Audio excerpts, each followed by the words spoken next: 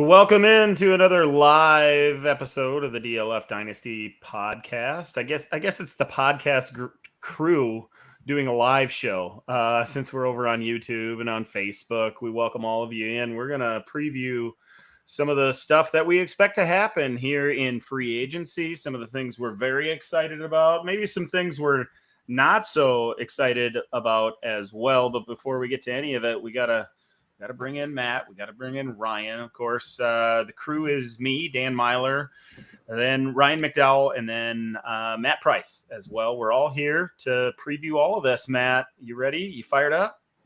I am. Ryan mentioned it just a few minutes ago that these tags that got plays on players kind of put a damper on all of the excitement with free agency, but we still got some fun players to talk about, some players that will certainly gain and lose dynasty value depending on where they go in this free agent window that's about to start. Ryan, how about you? You said maybe you're not that excited because of some of the names that aren't on the market, but there's still some names that we expect to change teams that could tilt the dynasty landscape a little bit. Yeah, that's probably all talk on my part because once we get into it, I'll be anticipating even where guys like Raheem Mostert and Baker Mayfield are going to land. So, it's all talk for now, but I'm ready for free agency for sure. Yeah, it's right around the corner. Of course, the legal tampering period starts tomorrow, and the new league year hits on Wednesday. So I expect to wake up tomorrow morning to news that teams are expected to talk to this player, and they might be on a plane on their way there. But in the meantime, while we do this for a half hour or so, feel free to send us some questions. Let us know who you're excited about, what players you can't wait to see from a dynasty perspective, either change teams or potentially even go back to their original team. If there's somebody you want us to talk about, certainly send us a question and we'll try to get to as many as we can. But we thought we'd start with a quick question. Which player, Ryan, are you most interested in tracking over the next week or so? I think the easy answer has to be Lamar Jackson, right? I mean, I guess technically not a free agent any longer after he got tagged, but because of the tag placed on him by the Ravens, does have the freedom to negotiate with teams. We've heard all the teams that aren't interested in Lamar Jackson. I have no idea what to think about that. We've heard collusion thrown around, all of that, some crazy accusations and ideas, and maybe some of those are legitimate. But ultimately, I just want to find out where one of the best players in the league is going to be playing next year. So I'll go with Lamar. Matt, Ryan took the easy way out. What's your answer? Yeah, I think it's got to be one of these running backs, one of these veterans. The running back class, I believe, is the strongest of the group, even after the tags of guys like Saquon and Tony Pollard. We still got some interesting names there. Kareem Hunt looked a little bit gassed last year towards the end of the season, especially maybe not as effective as he has been in the past, but I think he could still be a contributing running back, maybe even a lead back in the committee, depending on landing spot. Rashad Penny is interesting as a guy that we saw light the world on fire at the end of the 2021 season, get hurt, of course, again towards the beginning of the 2022 season. We do have a question here too about one of these running backs, Jamal Williams. So maybe we'll just go ahead and dig into that. X to the next GS says, Jamal Williams, if he goes somewhere other than Detroit, it's going to make Swift a stud, top 5 running back, at least till he sprains his ankle in week 3, right? Which has been kind of the knock on him. I really think that Jamal Williams, his best value is just to go back to Detroit. They seem to like him there. He's in the DNA of that team. So I don't know if there's a better spot than Detroit for him. Yeah, I think the fun part of this question is probably the DeAndre Swift part because of that upside. And we've seen him, Ryan, as a top 5 type dynasty value among the running back position. And he just hasn't performed to that level. Although, like most players, especially those guys that we see in the first few rounds of ADP, he's had spurts. He's shown that upside and that explosiveness that we were so excited about him as a rookie. He just hasn't been able to string it all together, whether it be from injury or just generally the team not performing well enough. Now the Lions are set up to be one of the better teams in the NFC, potentially, certainly one of the better teams in their division in 2023. If Jamal Williams happens to move on, could Swift be one of the big winners of free agency?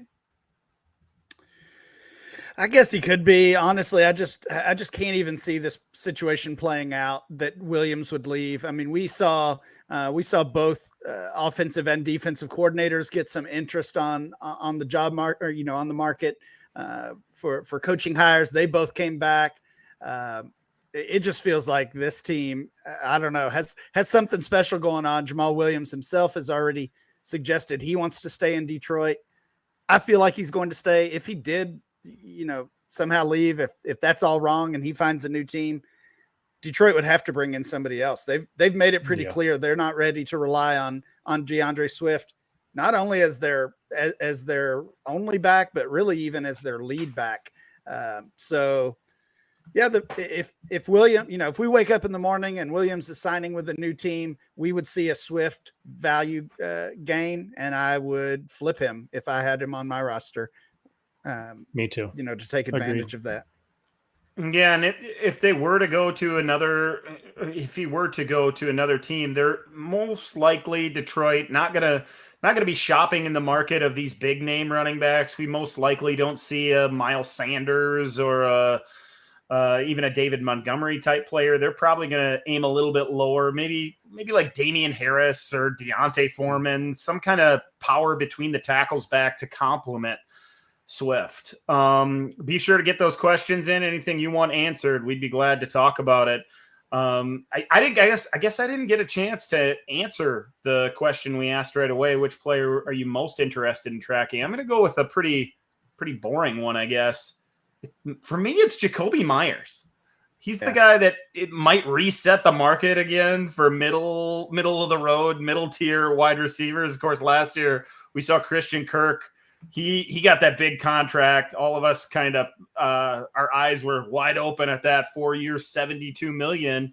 And he was underused in his previous destination, right? We didn't see him used as a primary option in the offense in Arizona.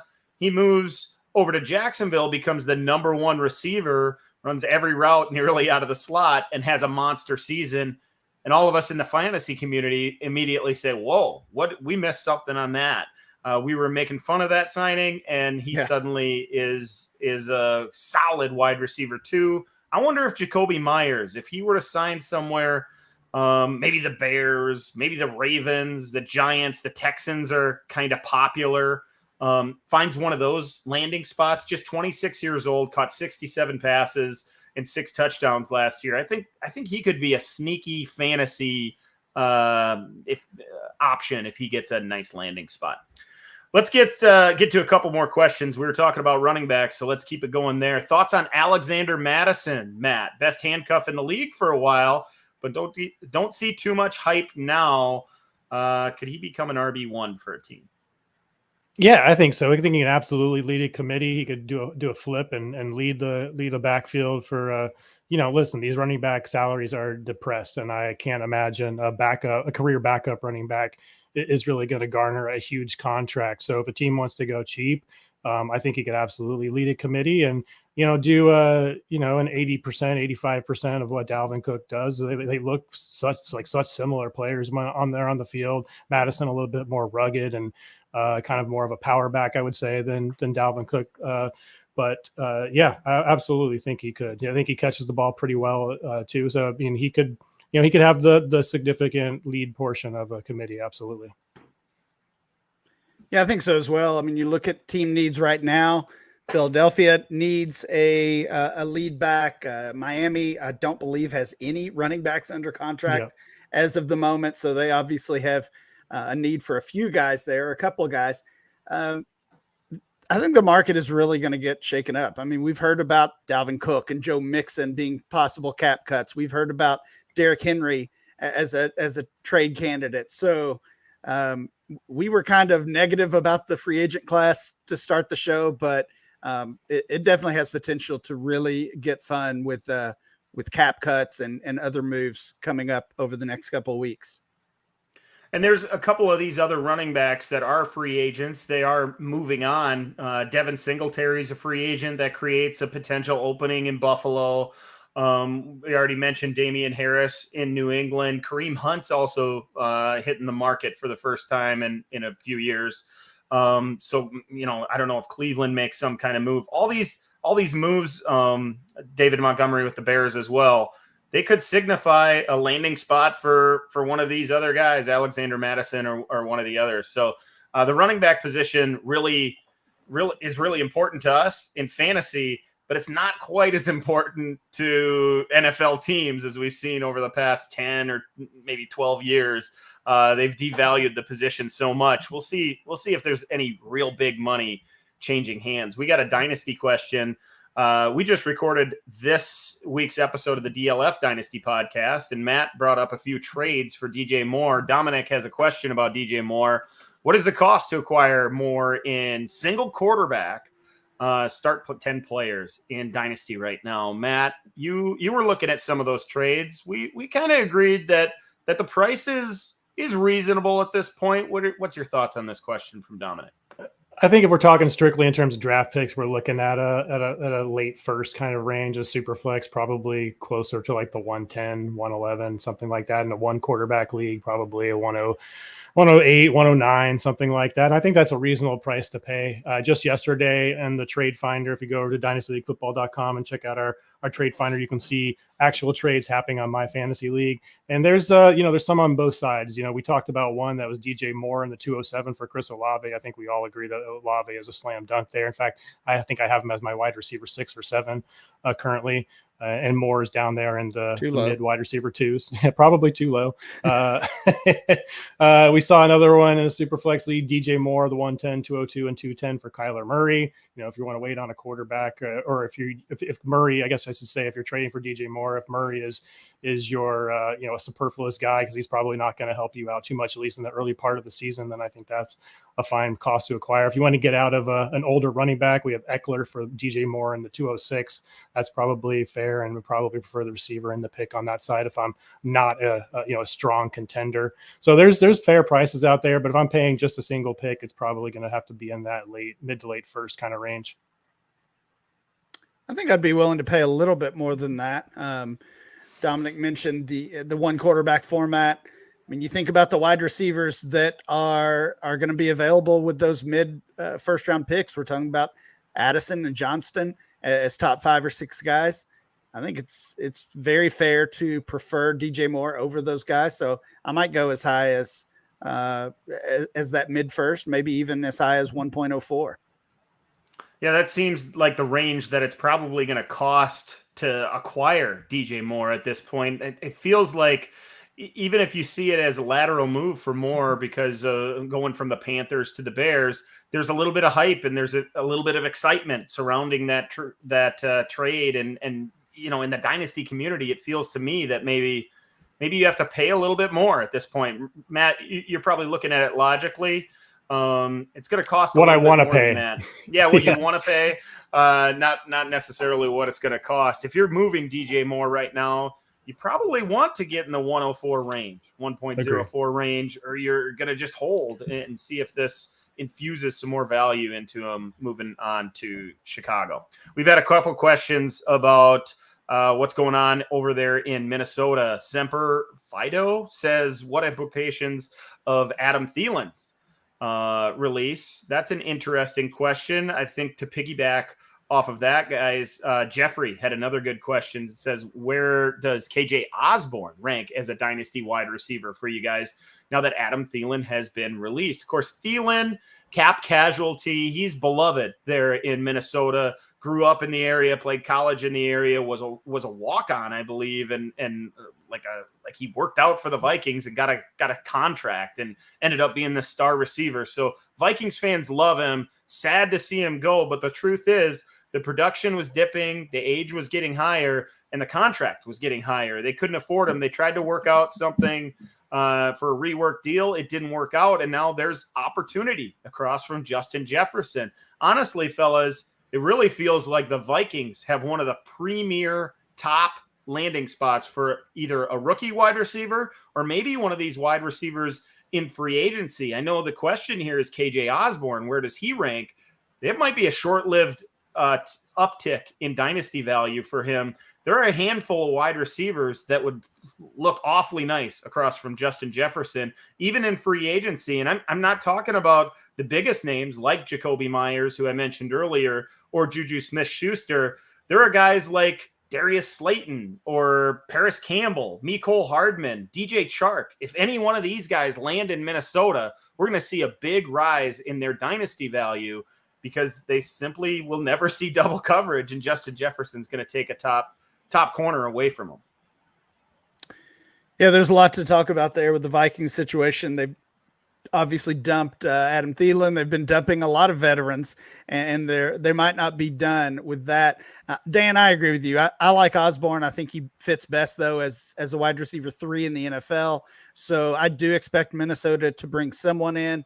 Lots of options between a somewhat deep rookie class and some of those free agents you mentioned. So, I mean, right now, Osborne is our wide receiver 71 in our dynasty rankings over at DLF. Could certainly see him moving up a little bit depending on what the Vikings do, but I think that's kind of the range. He's just a depth guy in your dynasty leagues right now. As far as Thielen, I'm first of all, I'm really surprised. You mentioned all the history there. We knew the contract was not going to work, whether it meant a reworked deal or ultimately what happened is being cut. I really just felt like he would come to some type of agreement. The two sides would come to an agreement and Thielen would stay there. But I'm interested in seeing where he lands because, the same teams that are potential playoff teams, potential high-powered offenses every year pop up. The Chiefs, the Packers, some of these same teams continue to have needs at wide receiver. And Adam Thielen has a lot of interesting options where he could fit. He's going to go somewhere with a quarterback, somewhere that's probably contending. He's not signing with one of these teams at the top of the draft. He's probably at the point in his career where he's going to chase that title, right? So you could see him. You could see him in Kansas City. That's the team that I immediately thought of. One follow-up from Jeffrey. He says also second-year wideout Jalen Naylor, who's a sleeper for me. He's a good stash right now, depending on what happens there in Minnesota. If he gets an opportunity, there could be something right there. This is a fun question from FF Mad Scientist Matt. If you could choose one free agent and where they sign, who would you choose and where? This is an excellent question. Oh, my goodness. Geez, I just keep going back to Lamar. I just want to see him land with a good team. I know that's cheating. I want to go to Aaron Rodgers, but he's not technically a free agent. These other guys, I'd like to see one of these running backs maybe end up in Miami, although that would mess up a really nice draft spot for one of these young running backs that we're very excited about coming out this year. But it's just hard. I don't know that I have an answer for favorite one. I like Odell Beckham back to the Rams. I know they just got rid of Jalen Ramsey today, so maybe that's a sign that they're going to rebuild, but they've also shown confidence that they're going to run it back with Matthew Stafford and he's their guy and all that kind of stuff. And Beckham was so successful there, rejuvenating his career. He looked like he was going to just crush that Super Bowl before that early injury took him down, and then we missed him all for all of last season. So I'd really like to see Beckham go back to the Rams and kind of run it back with Cooper Kupp on and Beckham. That was a nice combo, and I think it could be successful again. Yeah, I like that. Ryan, anybody for you? I wish I could say my guy Juju, but he had that ideal landing spot last year and didn't do a whole lot with it. He was fine. So I'm going to pivot away from kind of a personal favorite and think about the dominoes and how they're going to fall this offseason. I want Jimmy Garoppolo to the Raiders. I want to see what happens with the NFL draft, what happens with the other quarterbacks that are still available, both either via trade or still out on the market. And we know the Raiders have some key pieces, including Devontae Adams and Darren Waller, that they need that competent quarterback, and Garoppolo, I think, would be that. You can argue whether he's an upgrade over Carr or not, but I would prefer him for those guys versus a rookie or obviously one of the lesser free agents. I'm gonna go a different direction, and it's gonna sound like, wait, this is a fantasy show. Why are we talking about the offensive line? But I want one of these stud tackles to end up in Cincinnati, of all places. Okay, yeah. I know the Cincinnati offensive line has been improved, but late last season, again, even in the playoffs, they got beat up again, and they couldn't keep their quarterback on his feet. He got dinged around. That offense is so good, and there's so many dynasty relevant players in Cincinnati right now between the receivers, the quarterback, even the tight end, running backs as well, that we need these guys to stay healthy. Get me Orlando Brown. Get me the guy from Atlanta, McGarry. Send Mike McGlinchey. Send one of these tackles to Cincinnati to help that offense in general. That's going to be my offensive line to Pittsburgh. No Cincy, not allowed. Okay, all right, that's some homerism there. Shane checks in here. DLF Live. Love that. Get your questions in. We want to talk about all these guys. Let's move on to a lower guy on the dynasty totem pole. Justin asks, what's the value of Sterling Shepard now that he's re-signing with the Giants? And I feel like we're breaking news here. I didn't even know that. I didn't even know Shepard was back with the Giants. They have a clear need, right? They were running on fumes at wide receiver last year. Hodgins was kind of a hit. Wan'Dale Robinson, we think, was a hit. If he can stay on the field, probably will miss some time early in the season after that injury. Shepard was once again, it's kind of the same old story. He was playing well until he got hurt. So from a dynasty standpoint, I'm not valuing him as much more than a dart throw, only due to the health issue. I saw a blurb about it early this afternoon. Well, probably late this afternoon, actually. And it's not one of those things that you say, oh, that's going to be the startup on the DLF Dynasty podcast this week or anything like that. But it makes you think about the position as a whole. They know what they have in Sterling Shepard when he's healthy. He's been there his whole career, of course, and it just makes you think that maybe they didn't want him to hit free agency, get out on the market. So if it's anything, it's that you're looking at your roster and you see your wide receiver 7 on your roster. It's Sterling Shepard. Now he's not a cut. He's not a guy you're going to cut during the rookie draft. He's not losing any value for sure. At least he's in a place where, if healthy, he's going to be on the field. Yeah, he had 24 targets the first 3 weeks of the season last year. So I think he's going to be, he'll be startable if he's healthy in those bye week situations or those really deep starters where you have 10, 15 starters in a league. I just joined one of those leagues that has 15 starters. It's insane. It's deep. So I think Sterling Shepard will start in that league.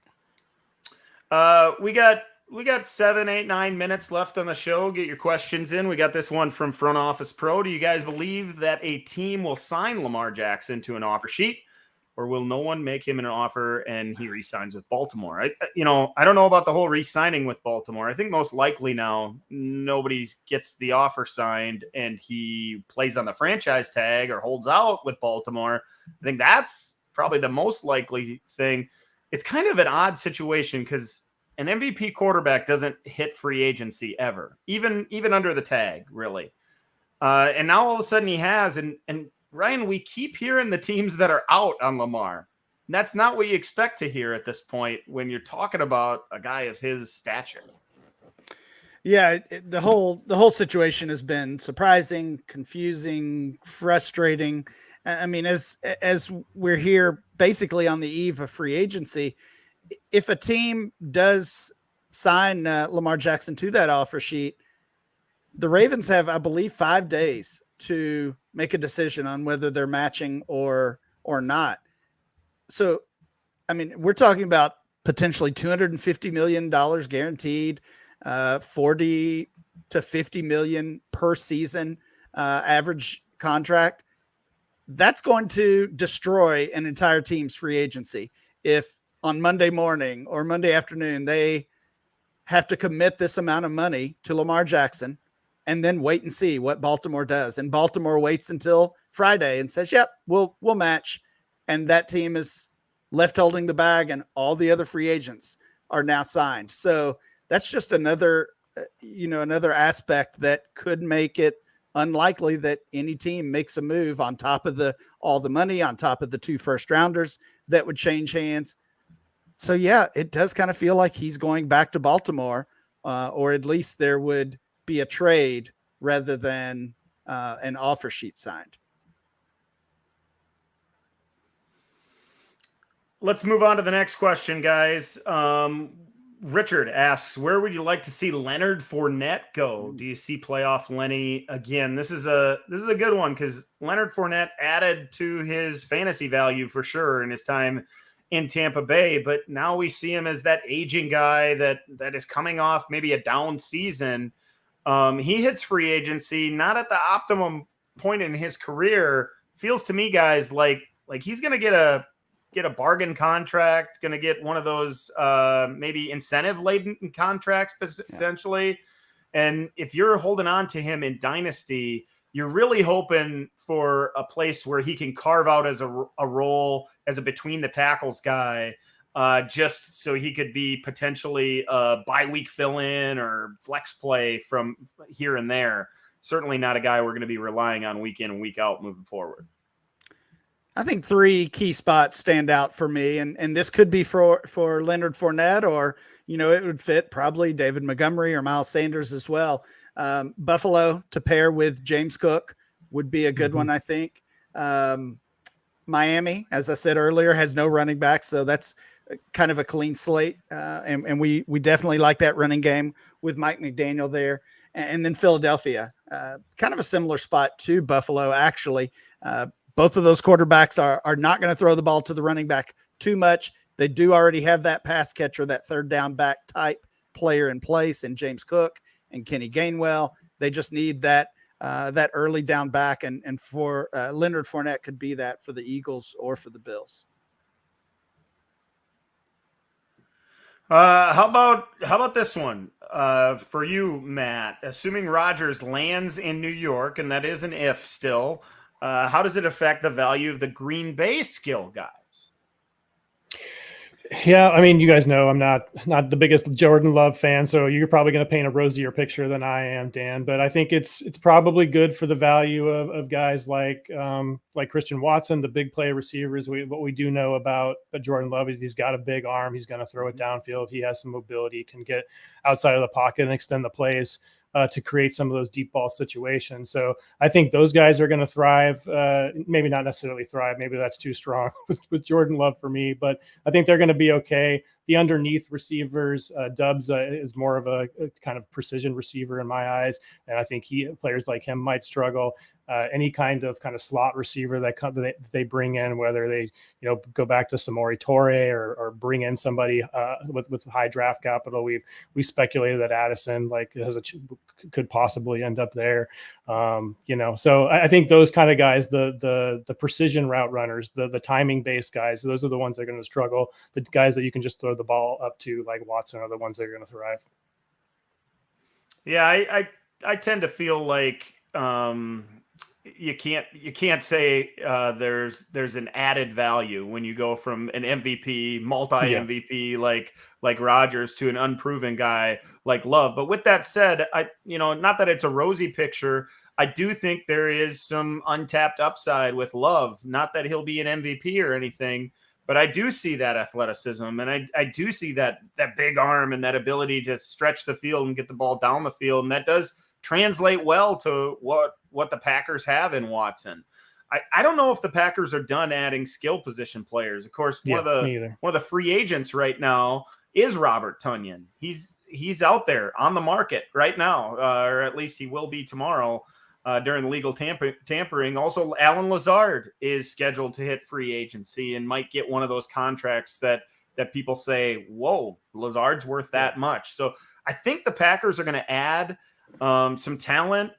Some of those names that you mentioned there, Matt, maybe those roles decrease a little bit. If we see a big name wide receiver in this draft in the first round, even landing Green Bay, maybe Dobbs isn't that second guy. He's forced into that third role. And, maybe we see one of these free agent tight ends land in Green Bay for a year. And, that could take away from some of those ancillary pieces there with the Packers. So that's a big assumption still. I think Rodgers landing in New York, but Ryan, most of us are assuming that at this point.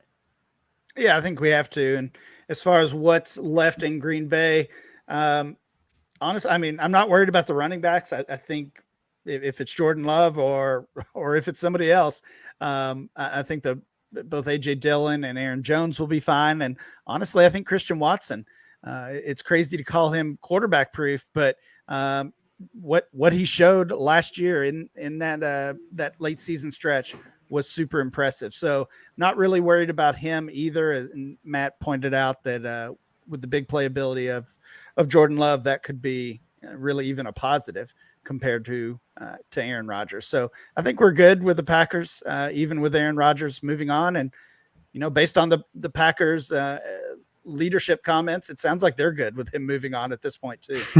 Yeah, well, their careers might hinge on if they're right about that. I mentioned Tunyon's name. He's he had an all right season last year. Didn't have all those touchdowns like he did back in 2020. He's not. I wouldn't even call him one of the top tight end options in free agency. We talk about this tight end rookie class.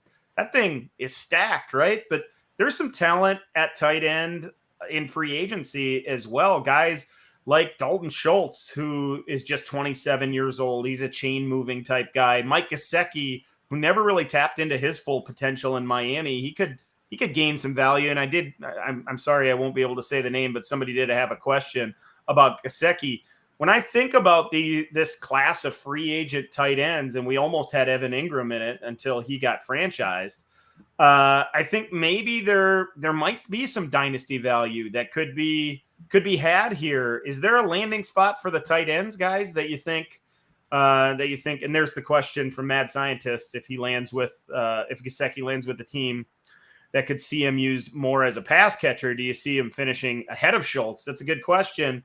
I see Gesicki potentially landing ahead of or scoring more than a lot of tight ends next year if he lands in just the right spot. Yeah, I'd like to see him in a place that has not a ton of receiving weapons, so he could be used more as that primary pass catcher as he kind of faded to the background when you have receivers like Tyreek Hill and Jalen Waddle, right? So, I said this during the podcast we just recorded, but I feel like Carolina is going to be an attractive place for an athletic tight end with Terrace Marshall right now looking as their number one. You have Visca Chenault and Shi Smith. It's just not a fruitful place for receiving weapons right now. So a guy like Gesicki could come in there and really kind of dominate the target share, I think. Well, we've already seen the Packers show interest, at least reportedly show interest in Mike Gesicki. And we always focus on a tight end being that second option on his team. Potentially Gesicki would get to do that or get that role with the Packers. So that would be a great landing spot. Schultz is kind of the headliner, or has kind of been viewed as the headliner of this free agent tight end class because of his production the last two seasons. But I don't think it's a stretch at all to see Mike Gesicki outproducing him and overtaking him in dynasty value. And there are a couple of other intriguing names in the dynasty community, guys like Irv Smith, who never really made it happen in Minnesota. Maybe he could land somewhere that uses him in the right way. Foster Moreau was always athletic guy playing behind Waller down there in Vegas. If he found his way into a starting spot, maybe he surges and becomes that tight end that puts fringe tight end one numbers up. Other free agent tight ends include Austin Hooper. He's a free agent. Jordan Akins. He's out there as well. And I don't think we mentioned Hayden Hurst either. He's an aging guy, but he's a 50 catch type tight end. So, we these 30 minutes, they go by so fast, guys. We talked about as many guys as we possibly could. Of course, by tomorrow morning, a lot of this stuff will be hearsay because these guys will be rumored to having signed with the team or agreed to sign come Wednesday when the new league year comes. These things are a lot of fun. I know I can speak for Ryan and Matt. We all enjoy talking to you guys, getting questions, and answering as many as we could here on the live version of the DLF Dynasty podcast. We appreciate all of you for taking some time on a Sunday night to talk to us. And we're going to do it again sometime. We'll catch you then.